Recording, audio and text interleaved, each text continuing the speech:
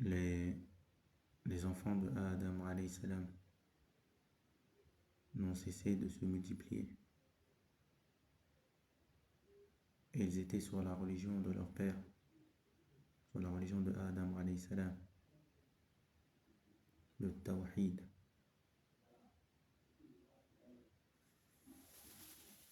Et le diable les a pris en chasse et les a guidés pas à pas vers le shirk. Il a essayé de les faire tomber pas à pas vers le shirk et il a réussi. C'est pour cela qu'il faut faire très attention, même aux choses qui sont minimes, qui pourraient faire tomber une personne dans le shirk. Les personnes qui sont dotées de raison ne doivent pas prendre de risques.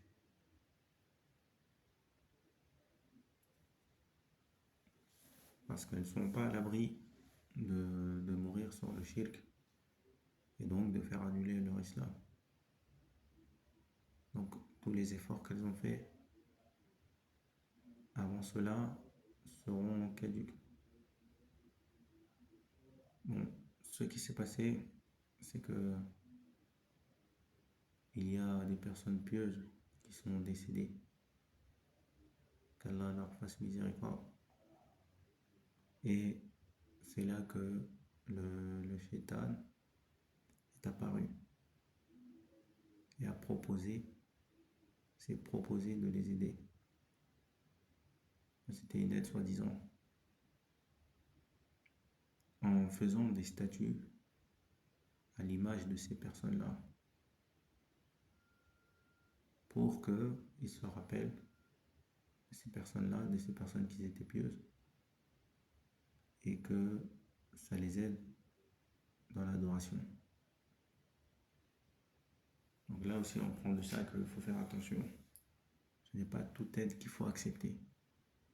Le musulman, il doit être riche d'esprit.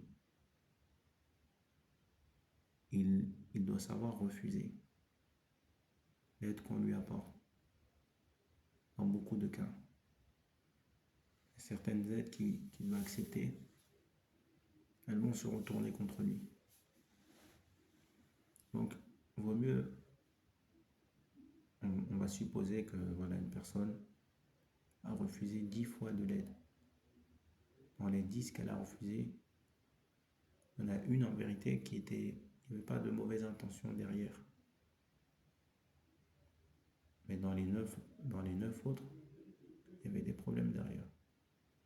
Donc, vaut mieux voilà, tout refuser, quitte à perdre un peu, que voilà, d'accepter et de perdre beaucoup. Beaucoup de gens à l'heure actuelle, ils sont dans des problèmes qu'on ne pourrait pas s'imaginer. Tout ça pour avoir accepté de l'aide. Et n'oubliez pas que notre risque, il est écrit. C'est pour ça que je vous appelle, mes frères et sœurs, à être riches d'esprit. Si il y a quelque chose que vous pouvez avoir au marché, ne le demandez pas à votre voisin. Si vous faites tomber quelque chose, ramassez-le vous-même. Tout ça, c'est des exercices pour l'esprit qui font que vous allez perdre l'habitude de demander. Vous allez perdre l'habitude de demander et de vouloir aussi. La chose que l'on veut, des fois, ça se ressent. Quelqu'un a quelque chose dans la main, il suffit que vous regardiez, il sait que vous en voulez. C'est quelque chose à manger, par exemple. Donc ensuite, cette génération-là, qui a vécu les premières statues, ils avaient la connaissance de qu'est-ce que ces statues. Et qu'ils savaient qu'elles ne nuisent pas et qu'elles ne servent pas non plus. Elles étaient là pour se rappeler seulement. Ensuite, il a, il a proposé encore de faire maintenant des répliques pour que chacun ait dans sa maison une. Et Allah Wa'alam, est-ce que donc c'est en 3 étapes ou en 2 étapes? C'est-à-dire, est-ce que il a fait en premier des statuts de manière générale que tout le monde avait accès, puis ils sont morts les premiers qui y avaient accès, ou bien il a fait en premier, il a fait une réplique, il a fait des statuts que tout le monde avait accès, il a fait ensuite des répliques, et c'est à ce moment-là que ceux-là sont morts. Allah Wa'alam, vous pourrez revenir au hadith, Inch'Allah, il me semble qu'il y est dans le Kitab al-Tawhid. Donc après, en tout cas, toujours est-il que cette génération-là, après qu'il ait fait les petits statuts qu'il a mis dans... Il a mis les répliques dans les maisons. Donc vint une nouvelle génération et la science avait été perdue. Les gens ne savaient pas, Yarni ne savaient pas que ces statues-là ne nuisaient pas, ne servaient pas. Qu'est-ce qu'elles faisaient ici, ces statues? Et c'est là que le soi-disant soutien Iblis est apparu pour faire pour finaliser son travail, pour finaliser la chose qu'il voulait depuis le début en aidant. Et donc les faire tomber dans le shirk, les éloigner d'Allah. Et il leur a dit que leurs parents, ces statues-là qu'elles adoraient, et que c'est avec ces statues-là qui est récupéré qu'on pouvait avoir la pluie. Et ils se sont mis à les adorer. Pourquoi est-ce que je vous ai raconté cette histoire? Donc c'est l'histoire de Nuh alayhi salam. Et c'est là que Allah a envoyé Nuh alayhi salam aux êtres humains. Et donc avant tout ça, les êtres humains, ils étaient sur le tawhid. Et là, donc ce qui s'est passé, c'est qu'il a appelé son peuple des années. Et puis, son peuple a refusé.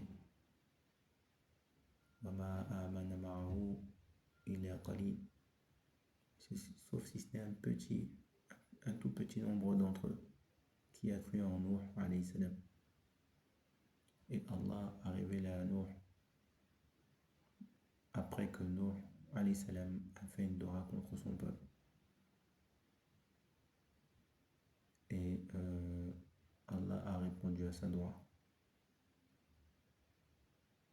Il lui a ordonné de construire le bateau et de ne plus le mentionner au sujet des koufars, car il devait être noyé. Et donc ceci inclut son fils.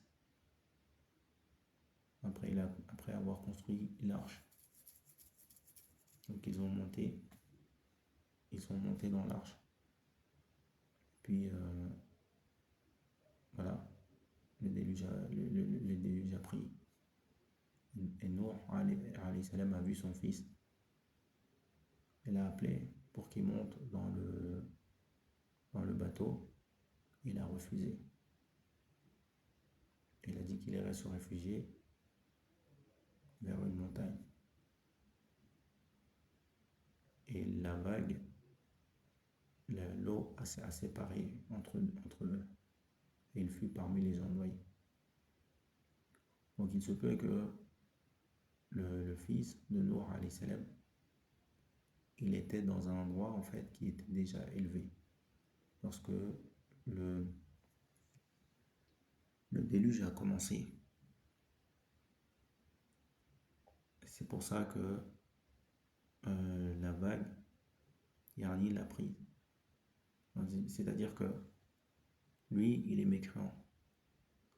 Ce qu'il voit, il le référencie aux habitudes. Donc il cherche à monter dans un endroit en hauteur. Sauf que les vagues n'ont plus la même taille. C'est une autre dimension. Donc ils ne s'imaginent pas qu'il y a des vagues d'une immense hauteur et qui se déplacent à des vitesses impressionnantes et de grande taille. Donc c'est peut-être ce qui a fait qu'il a été dans un endroit où il a eu le temps de parler un peu avec son père. Il y a une immense vague qui est venue le chercher et lui il ne s'imaginait pas qu'une vague de cette taille ça pouvait exister. Et il a été noyé comme tous les autres.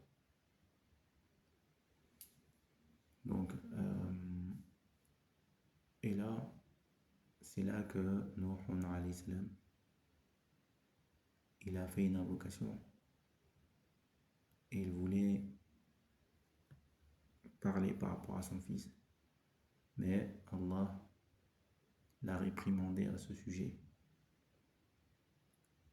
قال يا نوح إنه ليس من أهلك ولا تسألني ما ليس لك به علم. Donc là, je vous invite à faire vous-même les recherches par rapport à ce que les savants ont dit sur ce sujet, sur le tafsir de ce verset. Il y a beaucoup de détails, donc on ne va pas trop rentrer dans les détails, Inch'Allah, pour cette fois-ci. Le plus important, c'est qu'Allah l'a réprimandé et que il faut faire attention. En fait, le lien familial, c'est quelque chose de très fort et qui fait tomber beaucoup de fils d'Adam dans l'erreur. Donc, il y a des gens qui vendent de l'illicite en ayant conscience que c'est illicite et ils disent voilà, c'est pour aider leurs parents.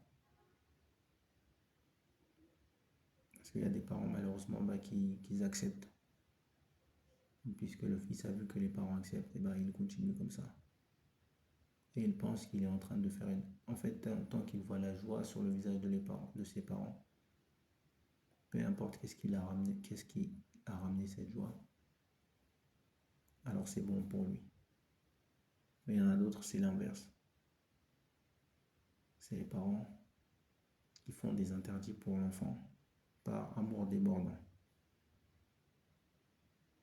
Et donc il n'y a pas de doute que une mauvaise action, c'est une mauvaise action. Peu importe pour qui elle est faite. Et que ce soit du côté ou de l'autre, devant Allah, ils vont chercher à s'innocenter. Et surtout un enfant qui est petit, il sera d'office excusé parce qu'il n'a pas conscience. Il est trop petit pour comprendre que ce qu'on lui donne, ce qu'on lui ramène, c'est des choses qui sont illicites. Maintenant, certains enfants, après avoir grandi, ils ont compris qu'il y a des choses qu'ils n'allaient pas. Donc là, le jugement sera bien évidemment différent entre un enfant de 16 ans et un enfant de 3 ans. Après le déluge, Nuh alayhi salam, donc l'eau a descendu, et donc eux aussi, ils sont posés là, ils sont descendus, ils sont revenus sur terre, entre guillemets, et le bateau s'est posé sur une montagne. Stawat ala al-Judi. Et ils ont recommencé maintenant de la même manière que ils ont recommencé à se remultiplier. C'est là que certains mufassiroun disent que parmi les fils de Nuh alayhi salam, donc certains sont les pères donc des principales ethnies, on va dire. C'est-à-dire que on a un qui est le père des Abyssins, c'est les Noirs. Un qui est le père des Roums. Donc, on pourrait dire voilà le père des Noirs, le père des Blancs. Un qui est le père des Arabes et d'autres. Il me semble que ça avait été cité les Turcs, le père des Turcs. Les Turcs, il y avait encore d'autres ethnies dont je ne me souviens plus. Mais ça reste encore à vérifier, l'authenticité. Voilà, c'est des choses qui sont rapportées. Mais il est également rapporté que lorsque Allah avait créé Adam alayhi salam, il avait récupéré, il avait créé d'une poignée de chaque terre. C'est à cause de ça qu'il y a des différentes couleurs. Il a mis ça en cause pour les différentes couleurs. Et donc il y a des régions du monde où la terre a des couleurs blanches. Toutes les couleurs que vous voyez actuellement sur l'être humain, vous allez chercher des régions, vous allez en trouver. Les Indiens rouges, la couleur de leur peau, ils ne sont pas rouges comme le feu rouge, mais on voit qu'il y a de la rougeur sur leur peau. Cette même couleur, c'est exactement cette même couleur-là, on la trouve en Afrique. Vous pouvez la trouver en Gambie. Il y a des endroits où la terre elle a la même couleur.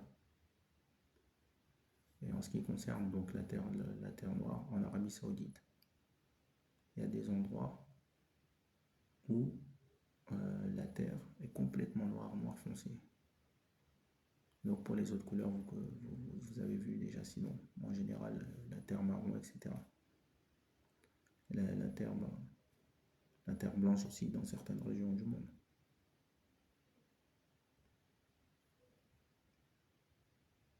Donc aujourd'hui aussi, on a des gens qui ont une couleur et qui enfantent un enfant qui est opposé à la couleur qu'ils ont.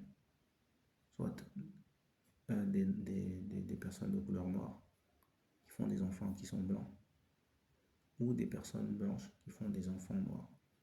Ça existe aujourd'hui. Et surtout dès que ça arrive, quelque chose comme ça, tout le monde vient prendre en photo qu'est-ce qui s'est passé. Il y a même des personnes qui font des jumeaux, un qui est blanc, un qui est noir. Donc c'est pour ça, Allahu A'lam.